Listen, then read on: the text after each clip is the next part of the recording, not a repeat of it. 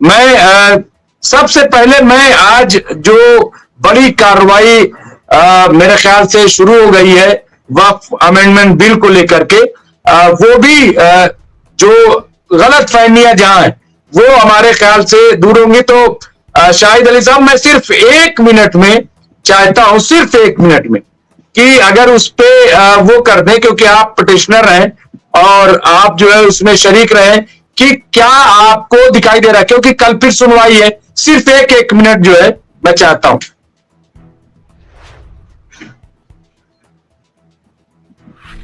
Unmute कर ले शायद भाई, अनम्यूट कर। जी जी जी जी, हमें पूरा यकीन है ऑनरेबल कोर्ट्स पर, हम यकीन करते हैं जुडिशरी पर, जुडिशियल सिस्टम पर, क्योंकि जुडिशियल सिस्टम ही अंडर अटैक था।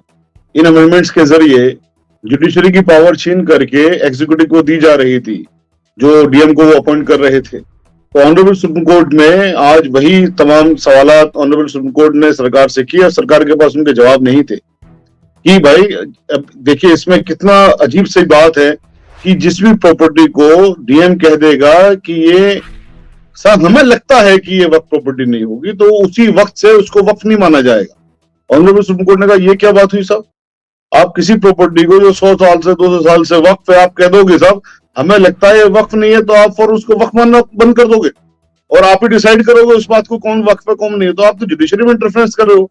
राय का काम या टाइटल को डिसाइड करने का काम जुडिशरी का होता है, सिविल कोर्ट का होता है। तो एक ये चीज थी। दूसरी बात, ऑनरेबल सुप्रीम कोर्ट ने कही कि भाई आप इसमें 2 हिंदू को लेके आना चाहते हो, जो भी दुख से ज्यादा हो जाएंगे क्योंकि आप एक्स ऑफिशियल को भी लेके आ रहे हो, तो आपने एक तो मिकदार को निर्धारित नहीं किया। आपने ये नहीं कहा कि ज्यादा से ज्यादा 2 होंगे, आपने कहा 2 होंगे, तो ज्यादा भी हो सकते हैं। और साथ में आप ये बता दीजिए कौन से हिंदू एंडोमेंट बोर्ड में कोई मुसलमान है क्या, कोई और दूसरे मजहब का है क्या हिंदुओं के अलावा? जब नहीं है तो फिर यहां पर क्यों? वक्फ बाय यूजर के लिए, इसके आपके inclusion of Hindus in Waqf council, इसके लिए डीएम के लिए तमाम तरह के जो सवालात ऑनरेबल सुप्रीम कोर्ट के थे, उसके बाद ऑनरेबल सुप्रीम कोर्ट ने साफ भी किया कि हम इस पर ये वाले जो अमेंडमेंट्स है इन पर हम स्टे करते हुए इनमें हम ये देखेंगे कि इसको पिटिशन को हम एग्जामिन करें इन अमेंडमेंट्स को, या हम किसी 1 2 3 हाई कोर्ट्स को, ऑनरेबल हाई कोर्ट्स को भेज दें एग्जामिनेशन के लिए। तो बड़ी पॉजिटिव उसमें आज बहस हुई और सरकार को जो आर्गुमेंट सरकार के लोग आजकल देते हैं ना व्हाट्सएप पे, वही इत्तेफाक से उन्होंने ऑनरेबल सुप्रीम कोर्ट में भी रख दिए और बड़ी झाड़ उनको पड़ी। उन्होंने कहा जी आप भी हिंदू हो, आप मत डिसाइड करो। बोले ये क्या बात है, जब हम ऑनरेबल कोर्ट्स में आके बैठते हैं तो अपने धर्म को एक तरफ हटा कर रख देते हैं, हम डिसाइड कर रहे हैं, आप क्या कर रहे हो, कंट्रोल लेना चाहते हो हिंदुओं के जरिए। तो ये जो चीजें हैं सारी की सारी बहुत पॉजिटिव उसमें है। इंशाल्लाह कल फतेह होगी, कल कामयाबी होगी, इंशाल्लाह खुशखबरी सुनाएंगे।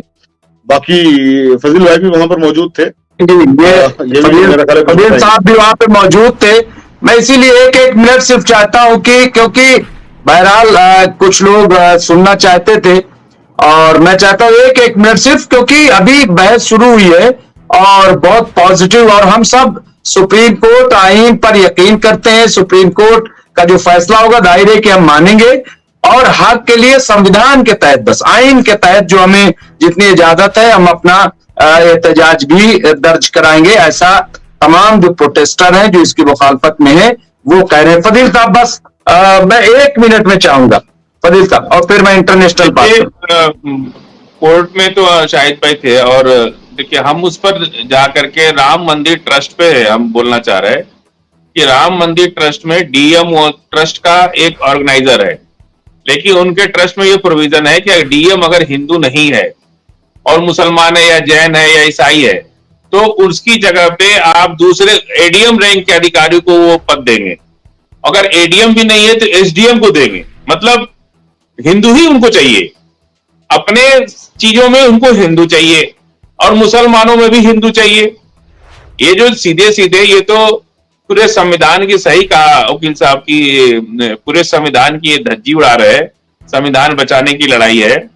तो ये जो किसी भी कम्युनिटी को जब नहीं एक देश ने तय कर लिया कि साहब मुसलमान की प्रॉपर्टी को मुसलमान देखेगा, और बड़े षड्यंत्र के तहत वक्फ काउंसिल ऑफ इंडिया उसमें मेजॉरिटी जो है मुसलमान की माइनॉरिटी हो गई। मतलब 3 सांसद होंगे, फिर मिनिस्टर होगा, वो सारा चीज मिला करके करीब करीब 50% से ऊपर मेंबर्स तो वही हो जाएंगे। तो कोई भी चीज पास करना होगा तो कोई जरूरी थोड़ी है कि सांसद हिंदू मुसलमान ही हो, हिंदू भी हो सकते हैं। तो ये जो पूरी तरह से इन लोगों ने धोखा दे करके पूरे देश को, सदन को धोखा दिया, और बिल को पास करने से पहले भी 2-3 चेंजेस किए उसके अंदर। मतलब वोटिंग, पूरी बहस जब पार्लियामेंट में हो चुकी थी, उसके लास्ट टाइम में इन्होंने 2-3 चेंजेस ऐसे कर दिए जो पूरा देश सन्न रह गया। और जब बिल बन के आई तो वो चीज नहीं थी जो पार्लियामेंट में डिस्कस हुआ या डिबेट हुआ। इन सब चीजों को अब सुप्रीम कोर्ट एग्जामिन कर रहा है, और हमको तो उम्मीद है कि जैसा हमारे शाहिद भाई ने कहा कि बहुत ज्यादा उम्मीद है। न्याय तो न्यायालय से तो न्याय ही मिलता है। अब कल देखते हैं क्या हो जाता है, लेकिन आज के रुख से तो लग रहा था कि काफी अच्छा है, सब कुछ ठीक है। और यही चीज है। फिरोज अहमद बख्श साहब भी बोलना चाहते हैं, और मैं 1 मिनट सिर्फ। और हमारे जो न्यूयॉर्क से ग्रुप जुड़ा हुआ है, नेपाल से भी है, सऊदी से भी है, बहुत जगहों से हमारे साथ बहुत सारे लोग जुड़े हुए हैं। उन्होंने लिखा है कि जिस तरह कानून के हाथ लंबे होते हैं, उसी तरह एमएमसी के सच न्यूज की गूंज बहुत दूर तक जाती है, इज रियल। और हम क्या है, एरिका में क्या में भी इस तरीके कुछ लिखा है, बैरा मैं पढ़ नहीं पा रहा हूँ। बस साहब जी, मैं थोड़ा सा करना चाह रहा था। मैंने अपने दोनों लर्नेड दोस्तों की बातें सुनी, वो दोनों अपने हिसाब से और अपने जो भी उनकी लॉयल्टी है उस हिसाब से बिल्कुल ठीक बोले, सही बोले। मैं उनको बिल्कुल यह है कि कंफ्यूज नहीं करना चाहूंगा, कोई मैं क्रिटिकल बात उनके खिलाफ नहीं कहना चाहूंगा। लेकिन इसमें सबसे जो अहम बात है, जो मैं अपने बचपन से देखता चला आ रहा हूँ, ये इस हुकूमत ने 10 साल इसको स्टडी किया, और स्टडी करके इन्होंने ये पाया कि वक्फ बोर्ड का मसला यह है कि मुसलमानों के खिलाफ मुसलमान ही इसमें जो शिकायतें कर रहे हैं। और सबसे ज्यादा जो पैसे वाले जो लोग हैं, मैं नाम भी लेके बात कर सकता हूँ, चाहे वो असदुद्दीन ओवैसी साहब हों, चाहे वो अकबर अली डंपी हों, चाहे वो MP सईदुज्जमा साहब हों, चाहे वो जो पहले एक मिनिस्टर थे, minority minister K Rahman Khan. According to some people, सबसे ज्यादा जो वक्फ की जमीन है इन लोगों ने दबाई हुई है। कुछ और भी लोग हैं, ये पैसे वाले लोग हैं, और these people are crying and cribbing the most. सबसे ज्यादा शोर यही मचा रहे हैं। नाउ हैविंग सेड दैट, क्योंकि आपने 1 मिनट का टाइम दिया, बस 2-3 सेकंड मुझे और दे दिए। देखिए, इसमें सबसे बड़ा जो झूल है, गड़बड़ झाला है, वो ये है कि वक्फ जिसके लिए बनाया गया था, गरीब मुसलमानों के लिए, बेवाओं के लिए, यतामा मसाकीन के लिए, और जो ऑर्फनेजेस थे, इनमें 100 साल में ना तो कोई ऑर्फनेज बनाया वक्फ बोर्ड ने, ना कोई स्कूल कॉलेज लड़कियों का कोई मदरसा या कोई डिस्पेंसरी या प्लेग्राउंड या स्टेडियम बनाया, कुछ नहीं किया। अब ये सरकार कहती है कि जी हम ये करेंगे, तो मुसलमान ये समझ रहा है कि एक डाकू के पास से दूसरे डाकू के पास जा रहा है। ऐसी इमेज बनी हुई। ठीक है, जो भी है, जैसा प्रोजेक्ट किया जा रहा है सो कॉल्ड मुस्लिम लीडर्स के जरिए, मेरा इसमें टेक ये है कि इतनी प्रॉपर्टी जो गस्ब हम ही लोगों ने आप कर ली है आपस में, अब ये लोग कह रहे हैं हम कुछ करेंगे, ईमानदारी से करेंगे, इनको कुछ मौका दिया जाए। ठीक है। और आप बिल्कुल सही कह रहे थे शाहिद साहब कि कोर्ट में जस्टिस ने पूछा, चीफ जस्टिस ने पूछा कि ये जो वक्फ बाय यूजर प्रॉपर्टी है, जहां मस्जिद का भी एग्जाम्पल आया, it is not to be touched. इसमें कोई मसला नहीं होगा, चाहे वो फतेहपुरी मस्जिद हो, चाहे वो किसी और स्टेट की मस्जिद हो, कोई मकबरा हो, कोई दरगाह हो, they will all be safe. हम ऐसा नहीं, बात ये नहीं है। फिर चलिए, बात निकलेगी तो फिर दूर तक जाएगी, मैं उस पर नहीं पढ़ना चाहता। लेकिन मसला सिर्फ ये नहीं है, मसला एक मिनट, मुझे जरा 2 मिनट का टाइम दीजिए। ये बात तो काफी दिन से हम लोग कर ही रहे हैं, और कई बार डिबेट में हम लोग साथ भी रहे हैं। देखिए, वक्फ बाय यूजर की बात कर ले या वक्फ की जमीन की बात कर ले, ये जो बीजेपी एक प्रोपेगेंडा चला रही है ना कि मस्जिदें, वो यूनिवर्सिटी बना दो, अस्पताल बना दो, ये बना दो। अरे भाई, क्या नाम है, गरीब अमीर दोनों ही दफन होते हैं कब्रिस्तान, वो तो वक्फ की ही प्रॉपर्टी है ना। गरीब अमीर दोनों नमाज पढ़ते हैं मस्जिद में, मदरसा में। यही वक्फ का काम, यही है ना, दीन का काम करना। और दूसरी बात, अस्पताल क्यों नहीं है?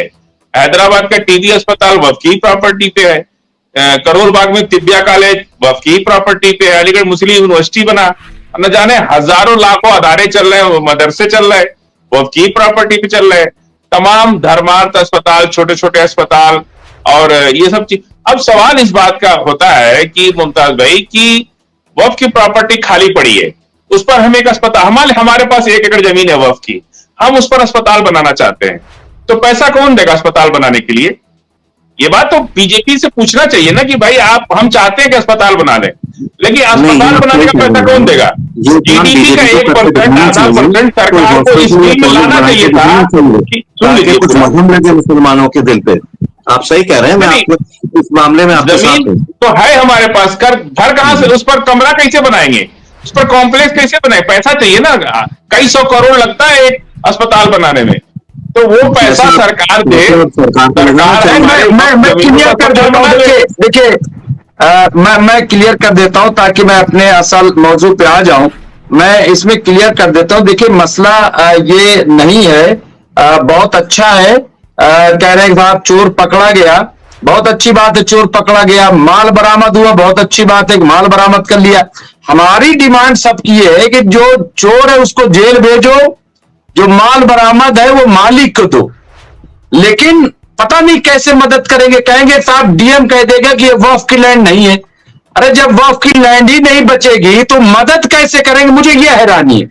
सवाल यह है कि जिसपे खुद हुकूमत काबिज है, कह रही है कि जैसे ही ये कानून जब लागू हुआ तो जहां पे क्लेम है वक्फ बोर्ड का, अगर वो सरकारी जमीन वाला है तो वो जमीन ही नहीं रहेगी, वक्फ क्लेम ही खत्म हो जाएगा। अब आप लड़ते रहिए मुकदमा। ये जो मेन ये जो असल है, ये बहुत है। देखिए और जहां तक ये वापस नहीं आने वाले, वापस आएगी, नए फंड देंगे। मैं डिबेट में कहता हूं बिल्कुल इसी अंदाज से कि हमारा तो देखिए हिंदू जो बन जाते हैं वहां पे तो उसमें भी बहुत मसला नहीं है। मसला ये है कि हमारी जमीन ही नहीं रहेगी, वक्त की सीट है, वक्त की जमीन है। ऑनरेबल सुप्रीम कोर्ट ने एग्जैक्टली यही कहा मुमताज साहब, जो आप कह रहे हैं कि गवर्नमेंट यानी कि डीएम अगर किसी वक्त प्रॉपर्टी को ये कह भी देगा ना कि मुझे लगता है वक्त नहीं है, तो वक्त उसी वक्त से खत्म हो जाएगी। हाँ, और फिर वो इन्वेस्टिगेशन करेंगे, इन्वेस्टिगेशन में सैकड़ों साल लगेंगे और वो चैलेंज नहीं हो सकता किसी कोर्ट में। क्या मजाक किया था आपने? नहीं वो, अरे वो रहेगा ही नहीं। सुनिए, कहते हैं कि सरकार रातों रात बुलडोजर चल जाएगा, वो बराबर हो जाएगी, वहां बिल्डिंग बन जाएगी, आप मुकदमा लड़ते रहिए। तो क्या, चलिए इस पे मेरे ख्याल से इस पे दूध का दूध पानी का पानी हो जाएगा। और अगर सरकार की नीयत अच्छी है तो ठीक है, चलिए सुप्रीम कोर्ट में सारी चीजें वादे हो जाएंगी। और हमारा भी देखिए, हम भी जो है कोई अगर हिस्सा मिलता भी है तो हिंदुस्तान का मुसलमान उस जमीन को लेके बाहर नहीं भाग जाएगा, वो जमीन हिंदुस्तान में ही रहेगी। और अगर उससे हिंदुस्तानी मुसलमान फायदेयाब होगा तो भारत भी फायदेयाब होगा। ऐसा नहीं है, अगर फिरोज अहमद बख्श साहब मजबूत हो जाएंगे तो भारत मजबूत होगा, अगर एडवोकेट शाहिद साहब मजबूत होंगे तो भारत मजबूत होगा। ऐसा थोड़ी है कि भारत मजबूत नहीं होगा। तो इसलिए हम सब भारत को मजबूत करने ही की बात कर रहे हैं।